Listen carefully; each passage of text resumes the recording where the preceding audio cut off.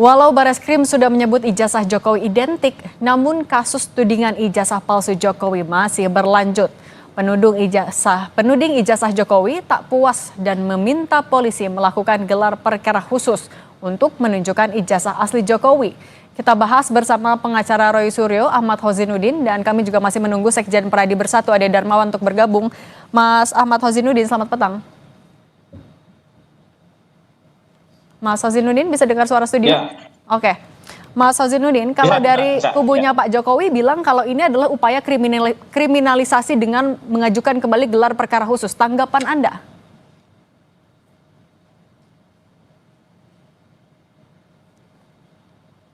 Mas Hozinuddin? Ya, yang pertama tentu kriminalisasi.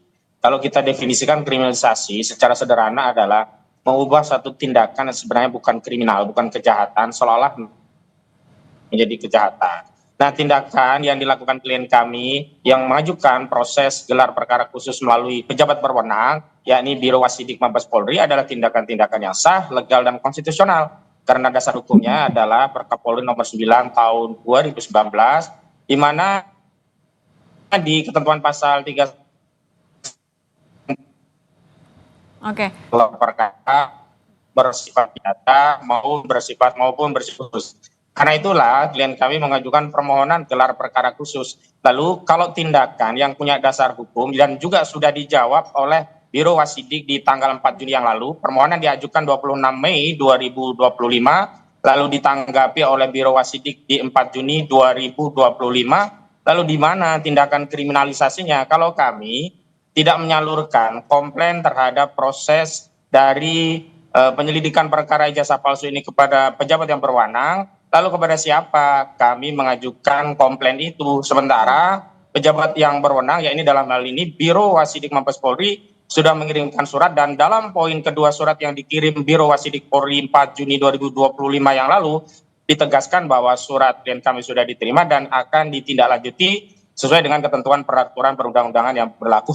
Oke, kita tanya dulu ke Mas Ade Darmawan kalau gitu. Mas Ade, kalau IASN kan gelar perkara khusus memang diatur dan bisa saja dilakukan. Apa yang membuat Anda meyakini ada kriminalisasi? Jadi gini, Mbak Cindy, kalau terkait kriminalisasi itu jelas bahwa ini sudah dihentikan, itu yang pertama. Yang kedua, kalaupun memang ada upaya hukum itu sah-sah saja, silakan saja melalui Perkap Polri itu. Nah, namun begitupun sebaliknya kami juga jangan dituding sebagai orang yang mengkriminalisasi ketika kami melaporkan, karena itu juga sesuai dengan koridor hukum.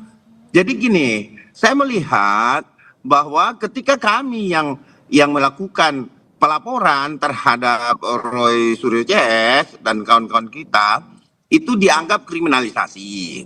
Tapi kalau begitu mereka atau kelompok-kelompok golongan tertentu seperti kelompok Roy Suryo CS itu melakukan hal-hal yang sama seperti kita dalam koridor hukum, dia menganggap bahwa itu bukan kriminalisasi. Jadi kami bingung nih Mbak Cindy ya, bahwa ungkapan kriminalisasi itu kalau mbok ya memang mau dibuktikan dan merasa bahwa memang kan ini ada dua perkara nih Mbak.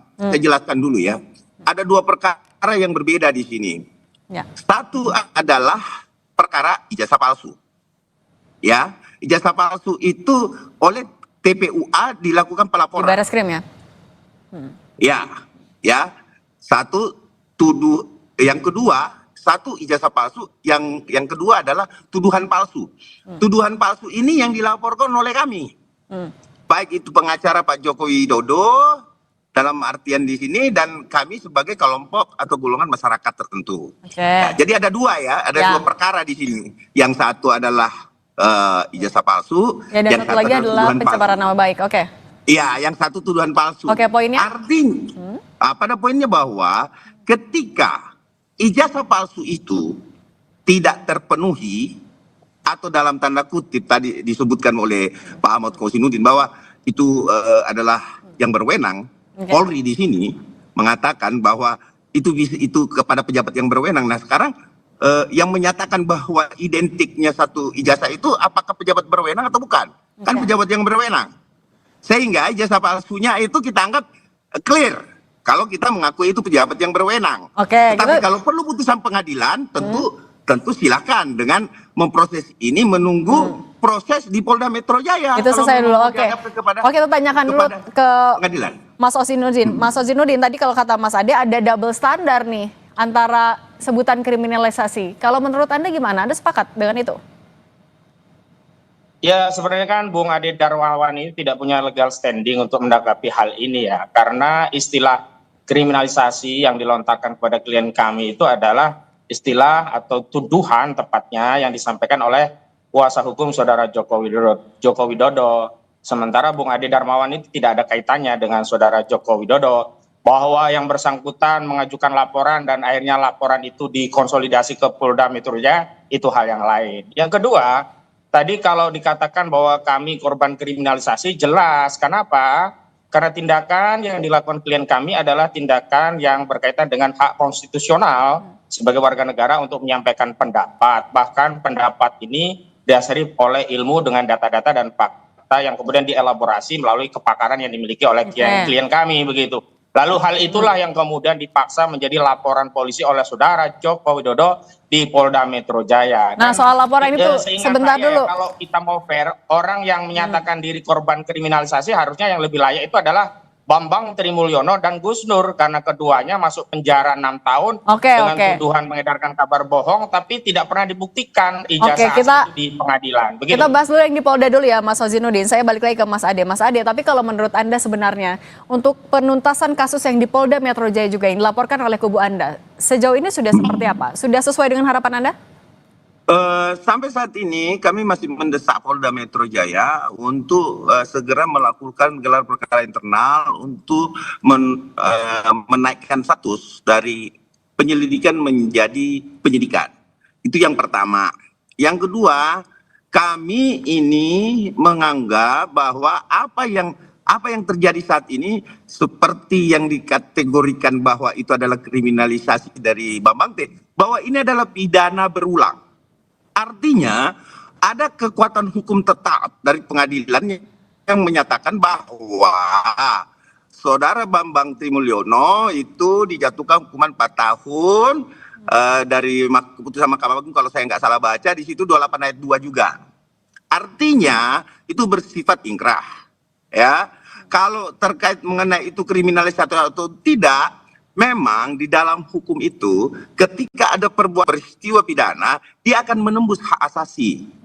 Itu dulu kepada rakyat Indonesia sampaikan bahwa ketika satu peristiwa hukum terjadi dan itu diduga adalah tindak pidana, maka dia akan menembus hak asasi manusia. Artinya itulah larangannya. Nah, ketika itu dilanggar, maka tentu ada konsekuensi di situ. Ada konsekuensi hukum. Nah, bersifat ingkrah saya nyatakan bahwa kenapa saya sampaikan. Jadi pembelajaran juga buat kita semua bahwa ketika berbicara bahwa ada pidana berulang, jelas. Kenapa saya bilang berulang? Karena sudah ingkrah putusannya. Putusan dari Bambang Tri tersebut. Sehingga kami mendesak Polda Metro untuk segera menaikkan sidik juga ini dengan dasar apa? Dengan dasar sudah ada putusan yang ingkrah di sini. Dan dia juga di situ kalau nggak salah 45A dan 28 ayat 2 yang saya baca loh ya. Saya nggak tahu kalau mungkin ada persepsi lain dari saudara Osinuddin gitu. Nah, gimana kalau gitu, dari Mas Osinuddin ada persepsi lain kah? Kita ke Mas Osinuddin dulu ya, Mas Ade. Gimana Mas Osinuddin punya persepsi lain juga? Nah, saya pikir ini yang harus kita luruskan dan kita tegakkan hukum berdasarkan hukum. Penyidik dalam hal ini Polda Metro Jaya tidak boleh didesak-desak untuk meningkatkan proses penyelidikan menjadi penyidikan karena tuntutan pihak-pihak tertentu. Proses penyelidikan hanya bisa dinaikkan menjadi penyidikan manakala sebuah peristiwa itu dianggap masuk kategori suatu kejahatan. Nah, di situ tentu perlu bukti-bukti. Dalam hal ini kalau kita mau menyatakan bahwa orang yang menyatakan ijazah palsu itu adalah sebuah kejahatan, misalnya di dalam hal ini laporan saudara Joko Widodo itu dianggap fitnah, itu dianggap pencemaran, maka harus dibuktikan dulu bahwa ijazah tersebut asli. Memang kalau tidak ada sengketa hukum terkait ijazah ini, otoritas yang berwenang dalam hal ini adalah UGM sudah cukup. Tapi karena ini menjadi sengketa, maka ijazah ini status quo tidak bisa dikatakan atau dipredikatkan dengan predikat apapun sebelum ada putusan yang berkekuatan hukum tetap dari lembaga peradilan. Karena ini kan ada sengketa. Klien kami dari hasil analisnya menyatakan palsu, Saudara Joko Widodo menyatakan asli.